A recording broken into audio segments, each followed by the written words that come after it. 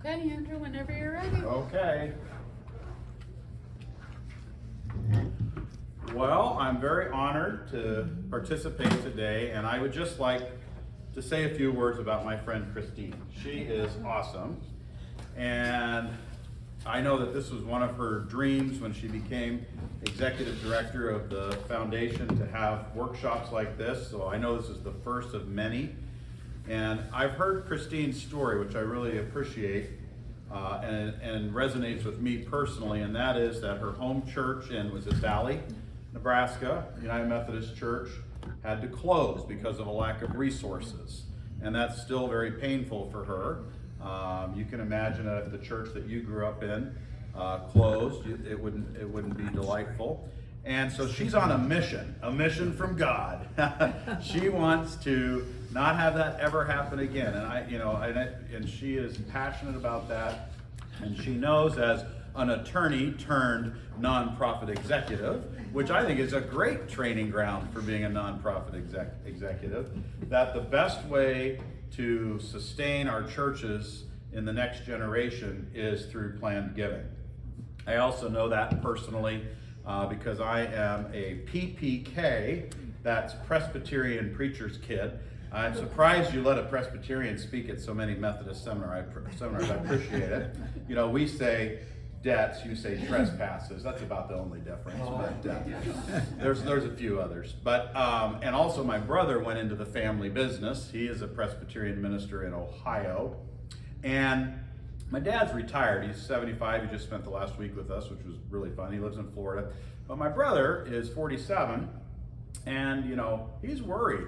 He's worried that by the time he's my dad's age, that churches will not be able to afford buildings or pastors. And it's a legitimate concern as we look, I heard the previous speaker look at giving trends. And so I think the best way to sustain our churches in the future and ensure that they can afford both called pastors and to afford church buildings is through planned giving. And I, as you can maybe tell, also passionate about that. So I do strongly encourage you to remember your local church through the Nebraska United Methodist Foundation, because it will make a difference.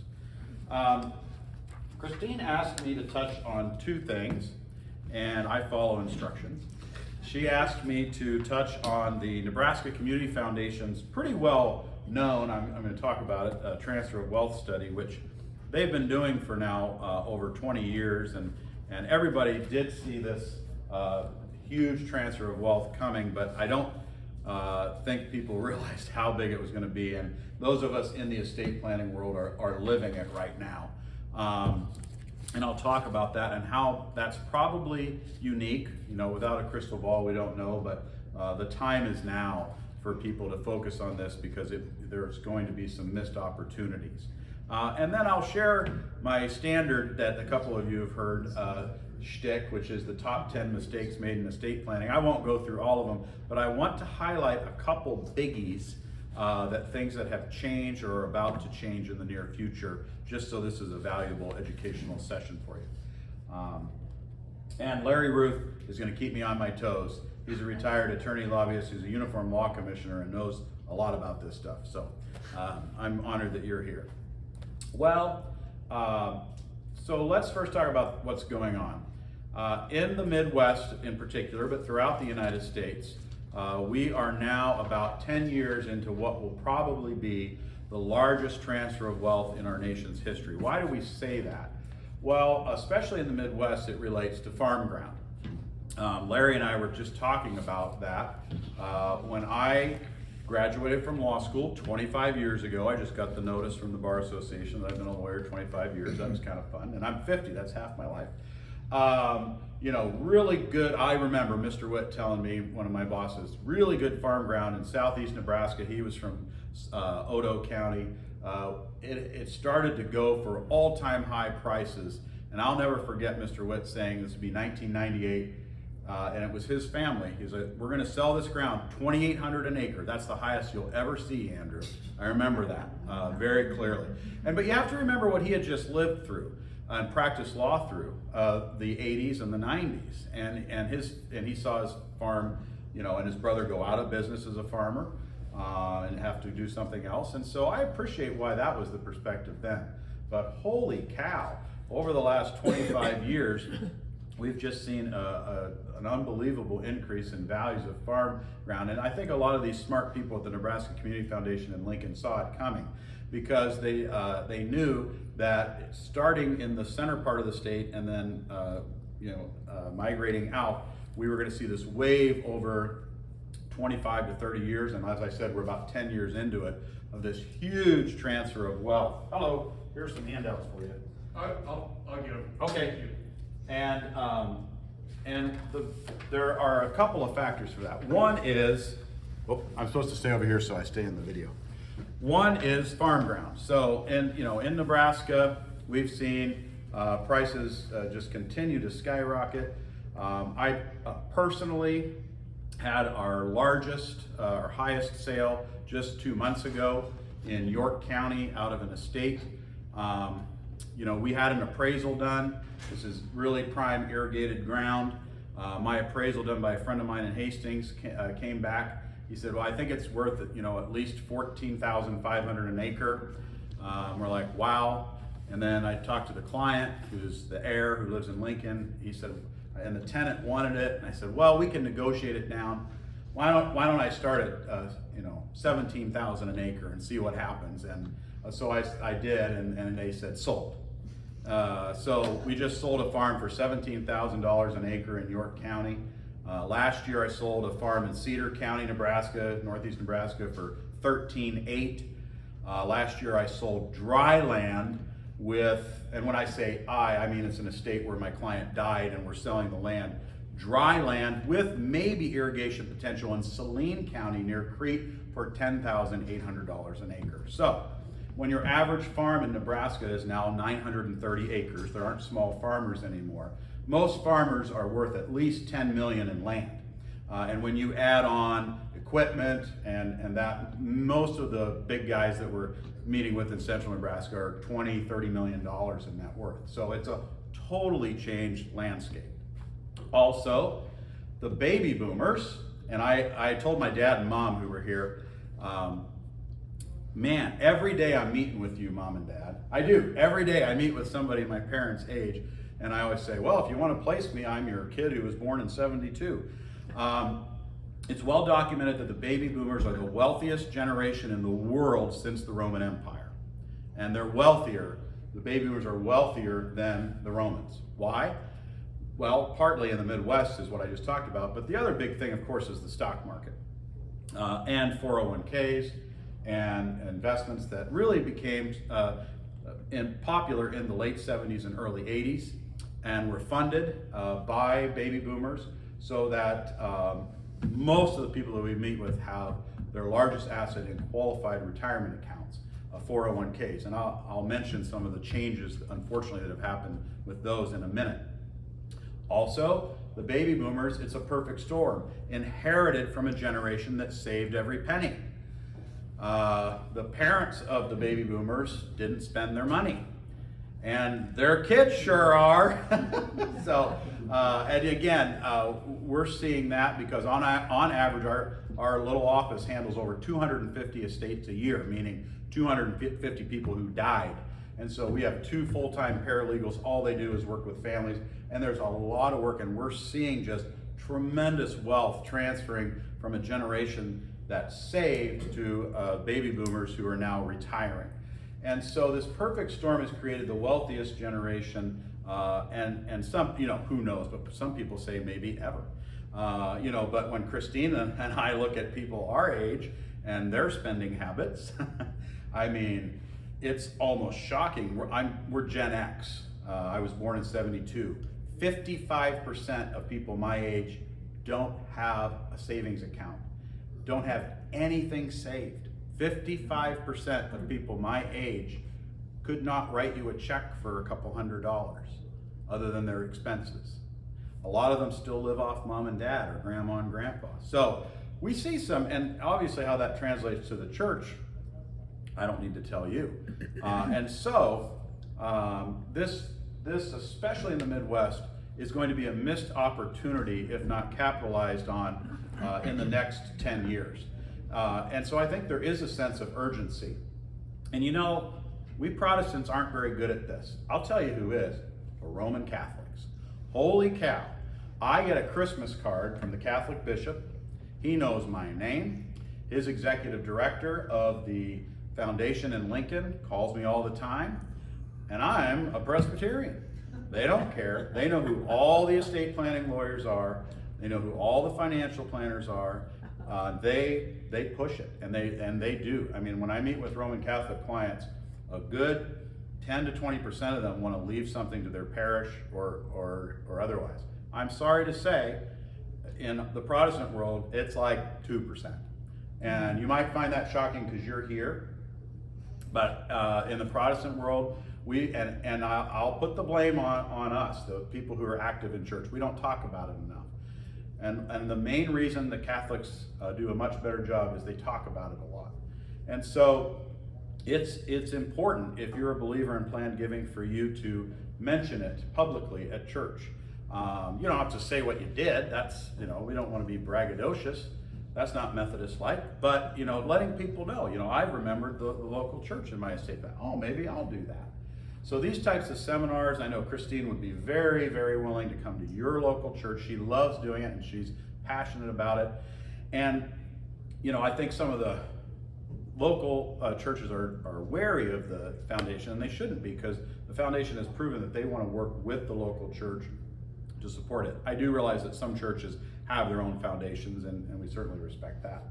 But if you sense a sense of urgency in my voice, it's because Christine and I have talked about this a lot. It's got to be now, because if it's 20 years from now, I know it's a weird thing to say, but that opportunity will have passed us by. And unfortunately, there probably won't be the next opportunity to receive these large gifts.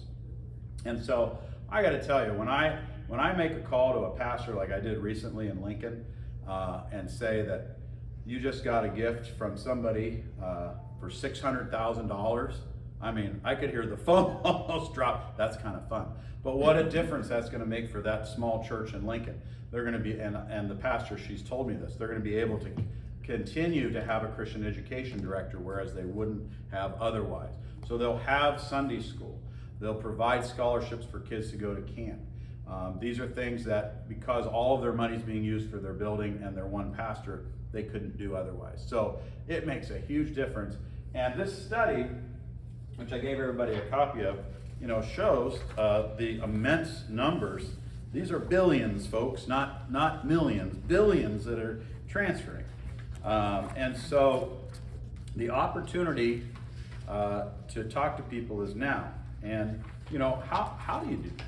Well, I think, and this might sound crass, but I think one of the things that church leaders should think about is who are the folks in your church who don't have children. I hope that doesn't offend anybody, but having done this for 25 years, I know that those are the ones who are giving the $600,000, or I've got one that will mature very soon. She does not have children. Her church doesn't know it, but they're going to get probably $2.5 million. And it's because she inherited farm ground. She's going to sell it to her family for a reduced price, but then she's giving it all to her local church. How great is that? And that's what she cares the most about. But it's people who don't have children that are going to give the big gifts. All gifts are important. Small gifts add up, and we all know that. But if you're really looking for the big gifts, I do not think it's inappropriate. Others might disagree. For someone like Christine and the pastor to make an ask of a congregant. And if you're looking for who that should be and narrow it down, there's no doubt in my mind it should be someone who doesn't have children. Yes, sir. Can I comment? Please. The next step down, though, is, I think, nearly as important, those people who, like my wife and I, do not have grandchildren. Oh, I've never thought about that, Larry. And who there is no prospect of having grandchildren. Ooh. Did everybody hear what Larry said? Yeah. They have children, but they're mature, good jobs, making their own way, and I don't think I want to give it to them as much as I want to give it to something that's related to children. I learn something new every day, especially from people like Larry. That's awesome. I've never thought about that. I mean, that makes a lot of sense. And we do see a lot of clients who have children but don't have grandchildren. They have grand dogs. Yeah. But yes. Right, yeah, yeah. And you can leave money to your dog, by the way. We do that. I'm sorry to interrupt. No, I love it. I tell too many stories, but I had a client once leave $80,000 to a cat. You can do that. Yeah, but then the cat lived a great life with a trust officer at a local bank, and Larry knows the trust officer. But anyway, because he didn't say who the cat was going to live with. But anyway, that's the end of my sermon on that. I hope that's what you were looking for with the generational wealth. Let me shift and hopefully provide some helpful information to you about the mistakes that are made in estate planning. This I'm also passionate about. You know, having done this for 25 years, it was about 15 years ago when I was 10 years in that I realized that I've learned the most about what people should or should not do in estate planning while they're alive by seeing those mistakes that some people made play themselves out after someone dies. And it's usually too late to change things. It's not always too late, but if it's not too late after someone dies, it's really expensive. Because lawyers have to do a lot of work to clean things up after death. For most things, we can't fix a mistake after somebody dies. And so my point in this handout is an educational one. I always say, you know, I'm not here to solicit your business. Now here's a handout with my name and phone number on it. Okay, that's one of my jokes. But let me highlight some of the big mistakes that people make, and I'm gonna clue in on a couple of them because they're really have had some relevant changes. So I will say that one of the biggest things that has changed recently relates to retirement accounts and 401ks. I mentioned earlier that for our non-business owner or non-ag clients, typically this is the individual's largest asset. I had a question earlier about the difference between a traditional IRA and a Roth IRA. And of course the difference is a traditional IRA, a 401k, that was funded by you and perhaps matched by your employer during your working years, that is tax deferred, meaning you did not pay income taxes on that money, and it grew and continues to grow without you paying taxes on it. Taxes are only paid when the money comes out to you or a non-spouse. So when you reach the age, which is a moving target for different generations because Congress has changed the rule, but roughly 75 now, not for everybody, but when you reach the age of 75 and have to start taking required minimum distributions, you have to start paying the income taxes. And that's why for those of you, there's no one in this room who's reached that age, but for most of you who get RMDs, you should use that to pay your church pledge and tithes and offerings so that you can reduce your income taxes, and I'm sure you do. If you don't, talk to your accountant about that because that's a good idea. But when you die, and I always tell clients, I apologize, I'm always thinking about your death. That's all I do. So when you die, if your IRA goes to your spouse, no penalty, no taxes, it's a complete tax-free rollover. It rolls into the name of your spouse. That's the only person who can do that, other than a charity. So when you die and the 401k goes to your kids, it used to be, this is what's changed, prior to January 1, 2020, not that long ago, it used to be that a child could stretch the IRA, they called it stretch IRAs, over their lifetime, allowing the assets to continue to grow tax-free, subject to required minimum distributions. In the estate planning world, we got kind of cute with that. Maybe we got too cute and got Congress's attention. We had lots of clients who would send the IRAs to their grandchildren or their great-grandchildren so they could stretch it over their lifetime and delay the taxes. It was a common planning technique. Fortunately, when Congress passed the Secure Act in December of 2019, effective January 1, 2020, they grandfathered all of the stretch IRAs in. So anybody who has one of those because your loved one passed away prior to January 1, 2020 is okay. But going forward, not so much. Why? Stretch IRAs are out the window. And I am often the bearer of bad news because I am often the first person who informs the daughter who is a medical doctor and it makes money in the highest possible income tax bracket that she is going to lose 40% almost of her father's IRA. What? What do you mean? I thought there were no taxes on that.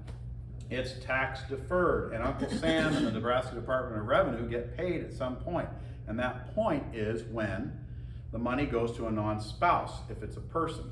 So a high-earning child has to pay ordinary income, not capital gains, on the IRA. The only thing she can do, and it's a big deal, but it's the only thing she can do, is take it in what's called a decedent IRA and pay those taxes over 10 years. When Secure was passed in 2019, there were a lot of us that were hopeful that we could wait till year 10 to pay all the taxes. We're like, I know what we'll do. When mom and dad die, we'll tell the kid, well, oh, you've got what, 8 years left of your working life? Great.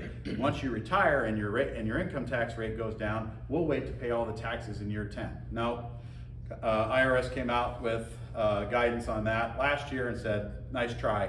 You got to pay 1/10 of the taxes every year. So you leave your $1 million IRA to your doctor daughter, she's going to lose $380,000 of that. She can pay that $380,000. That's 38% of $1 million, the highest income tax bracket. She can pay that $38,000 a year and allow the $600,000 to grow, and maybe it goes up in value, maybe it doesn't, probably will. Certainly would have if you died in 2010 and then you took it out in 2020.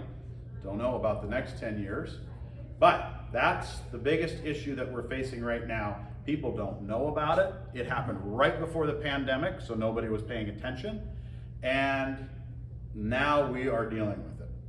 I will share with you, back to the church, where that has changed the focus, as you might imagine, for folks who do what Christine does every day, is pretty obvious, it should be. That is where the discussion on planned giving is heading. Because if that same person left 10% of their $1 million IRA to their local church through the Nebraska United Methodist Foundation, that gift will be $100,000. It's not reduced by taxes because a qualified charity does not pay taxes, income taxes. And so that's the discussion that's happening in circles that we run in, is the focus has shifted because of the Secure Act to qualified accounts. Now that's pretty heavy stuff, but it's really important. I'm going to pause there and see if anybody has any questions about the Secure Act. Yes, sir. So that $38,000 is being paid over 10 years, and that investment has grown double. Right. So then is there a tax on that? No. So that's why you do it. I'll tell you, it's so sad, because I meet with families after the parent dies, but sometimes people are procrastinators and they don't get around to getting in to see me. And maybe it was 6 months later and they didn't know this and they cashed it in. Happens a lot because people don't know, but ignorance of the law is no excuse. And so they come in and they're like, well, we cashed that in. This happens a lot. Please don't let this happen to your family members. They cashed it in. Guess what? You owe $380,000 on April 15th of next year. What? I already spent it. I bought a big house. Well, so, that's happening a lot because people don't know about this stuff. And so, and to be fair, it's new, and it was the old way for a long, long time. And so that's, I'd say, the biggest change that we've seen in the last, there's no close second in the last 5 years. Okay. Any other questions about Secure? Not very secure. I don't like it if you can't tell, but it doesn't matter what I think. Okay, here's another big change. And this has nothing to do with what I was just talking about, but I am now talking about it at every opportunity I can. And this is about life estate deeds and Medicaid. So Larry's, chuckle here, because this is all about the Nebraska legislature. And Anyway, Medicaid, it's too bad it sounds like Medicare, because there are two completely different programs that overlap only for 90 days. And that's the first 90 days that you're in an assisted or skilled nursing facility. Medicare will help pay, but after that, you're on your own. And it's expensive. It's ridiculously expensive. Here in Omaha, the average cost is around $8,000 a month, but for higher levels of care, it's much, much more. And so it's really sad. We work with a lot of families who are spending money down. Now, one thing that's interesting about Medicaid, created by LBJ in 1964 to be a safety net for Americans 65 years of age and older who could not afford long-term care.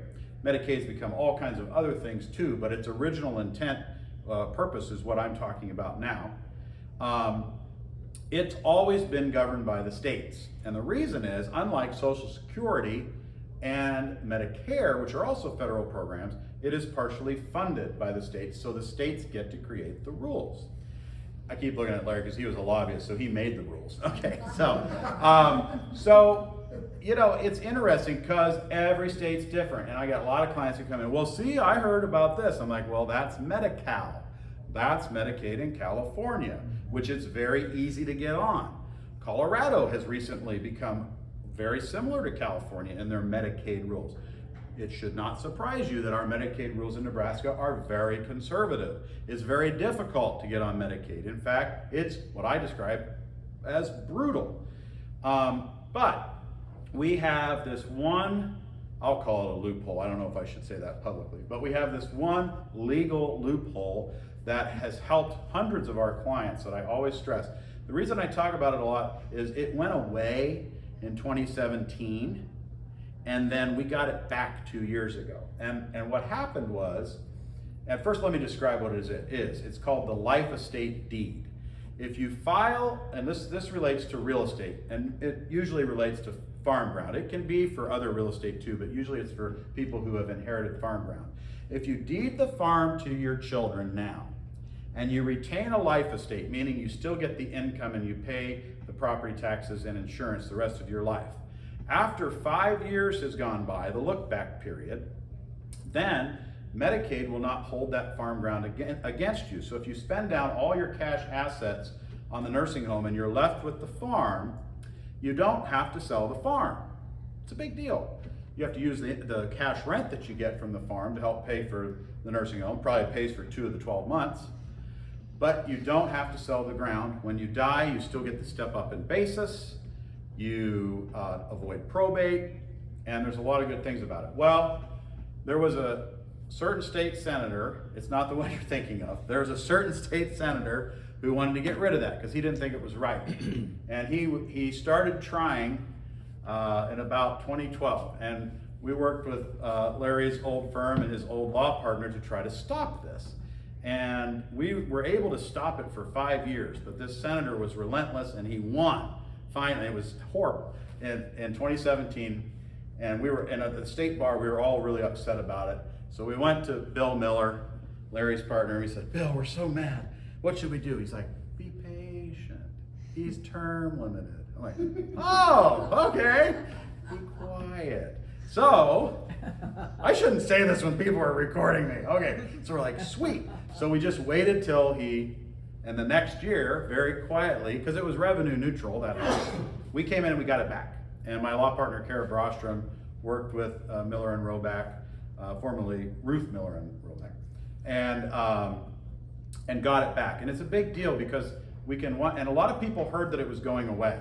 So that's why I make a big deal of it when I'm visiting with people, because a lot of people don't know it's back. And that's partly because we didn't make a big deal about it at the legislature, because we didn't want to make a big deal about it, because we wanted it to pass. But I take every opportunity to mention, if you own, especially farm ground, that's worth a lot of money because of what I said earlier, but you're worried that you might spend all of your cash assets or investments on assisted living, it's a very good idea to at least visit with an attorney about whether that's a good idea for you. It's not a good idea for everybody. There are lots of reasons not to do it. It's an irrevocable transfer. You can never change your mind. I've had clients who've done it and didn't really need to because there's no way they were going to get down to a $4,000 level. but they were nervous about it enough to do it. And then they changed their mind. And they came back, they're like, well, we want to change that. We don't want that farm to go to the 3 kids. We just want it to go to 2. I'm like, remember when you were so nervous about the nursing home? Well, we don't have to worry about that. We have nursing home insurance. Well, then why'd you do it? Other problems, your kid's divorce. This is a big one. I've helped clients deed the property to the kids, and their kid lives in a community property state like Texas, and I learned today Louisiana, and this is a real example. I never use client's name, but I had a really wonderful client who gifted property to his son who lives in Austin, and his lawyer wife promptly divorced the son. Guess what? In Texas, it didn't matter that it was just in the son's name. Since it's a community property state, she got half. And this guy is never going to qualify for Medicaid, so that was a mistake. There are other problems like your kids get sued. There are better ways to do it. We've started to address those problems by gifting to an LLC that the children own to protect against divorces for, in some ways, for lawsuits in a big way. But there are reasons not to do that, but I mention it just because it's something that's relatively new. Any questions on the life estate deed? Okay. The final thing I'm going to mention is how the tax laws are going to change in the near future.